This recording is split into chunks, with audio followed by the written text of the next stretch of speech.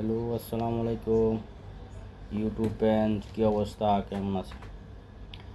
আশা করি সবাই ভালো আছে।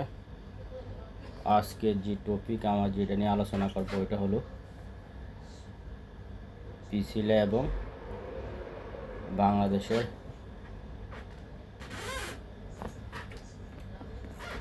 Vice president Tarique Rahman. পিছিলা নিউ ইয়র্ক থেকে তারেক রহমানের কাছে চিঠি দিয়েছেন। চিঠিতে উনি উল্লেখ করছেন যে বিএনপির এক এক নেতা এক এক রকম বক্তব্য দিচ্ছেন। পিছিলার যে মতামত ছিল, যেটা মানে পিছিলা বুঝাতে চেয়েছিল যে এক এক নেতা এক এক রকম বক্তব্য দিয়ে দলকে বিভ্রান্তিত করছে, এটাই পিছিলা বুঝাতে চাইছে। এই জন্য তারেক রহমানের কাছে চিঠিতে উল্লেখ করছেন যে যে নেতারা কে কী বলবো, এটার একটা সীমাবদ্ধতা বা এটার একটা যে উল্টাপাল্টা, আবার যেটা বুঝাতেছে যে উল্টাপাল্টা বক্তব্য, বা কেউ বিএনপির পক্ষে, কেউ আবার কিছু কথা বিএনপির বিপক্ষে বলে, এরকম একটা উনি বুঝাতে চেয়েছিল। তো যারা বক্তব্য দিবে, যারা এই বিএনপির গুরুত্বপূর্ণ দায়িত্বে আছে, পিছিয়ে এটাই বুঝাতে চেয়েছে যে তারা যেন গুরুত্বপূর্ণ যারা ব্যক্তি আছে বা গুরুত্বপূর্ণ পদে আছে, তারা যাতে বক্তব্য লিমিট থাকে, যাতে উল্টাপাল্টা না করে, এটাই বুঝাতে চাইছে। এটাই তারেক রহমানকে উদ্দেশ্য করে চিঠি পাঠিয়েছেন। যেটা কেউ বলে যে আমলিকরে চায়, আমলিক আসো, কেউ আবার বলতেছে আমলিক লাগবে না, বিচার হবে। তো এরই ভিতরে আবার বিভক্ত, এটাই পিছিলা তুলে ধরছে যে যেটাই বলে না, সবাই যাতে একরকম কথা বলে, এরকম একটা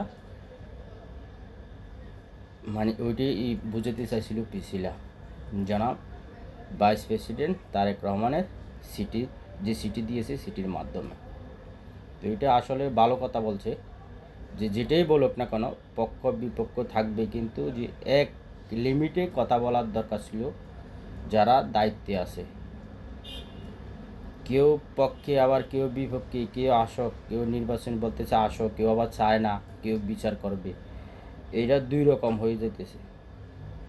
এই জন্য এটাই বুঝাতে চাইছে যে এখন যেমন আগে বলছে যে পিছিলে যখন বিএনপির পক্ষে কথা বলে, তখন সবাই বলতেছে, আগে ভালো বলছে, এখন কি বলে, এখন বলতেছে বিএনপির দালালি করে বা তারেক রহমানের দালালি করে পিছিলা, এরকম একটা কথা বুঝাতে চাইছিল। আর কে বলতেছে জামাতপন্থী হয়ে যাইতেছে কি পিছিলা। তো এরকম কথাবার্তা বলছে। ইনশাল্লাহ তারেক রহমান এটা এই পিছিলার সিটির মাধ্যমে এটা যাচাই বাছাই করবে যে উল্টাপাল্টা যে বক্তব্য দিচ্ছে কিছু কিছু নেতারা, ওটা যাতে লাগামহীন হয়, মানে এটা যাতে লাগাম সাইরা কথা না বলে, এরই পিছিলার চিঠির মাধ্যমে বোঝানো হয়েছে।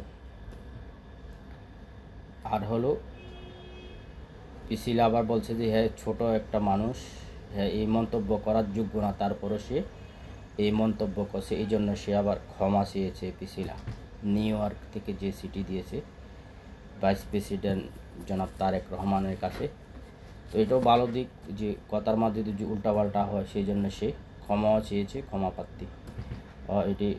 এটাও একটা ভালো দিক। যাই হোক, এটা আমি পিছিলার যে কথা তুলে ধরতে পেরেছি, কীভাবে তুলে ধরছি, মানে কতটুকু ভালো হয়েছে না হয়েছে, এটা কমেন্টে জানাবেন ইনশাল্লাহ। আর হলো ঈদ মোবারক তো প্রথমে দিলাম না, এখন লাস্টে দিয়ে দিই ঈদ মোবারক। দ্বিতীয় দিন চলতেছে ঈদ মোবারক, ঈদের। যাই হোক, যে যেখান থেকে দেখেন সাবস্ক্রাইব করে দিবেন আমার ভিডিওটা, আর হলো শেয়ার করে দিবেন। শেয়ার করে দিলে অন্যরা দেখতে পারবে। লাইক করে ফুল ভিডিও দেখবেন, আমার যে ওয়াচ টাইম কমপ্লিট হয়ে যাবে। আসসালামু আলাইকুম।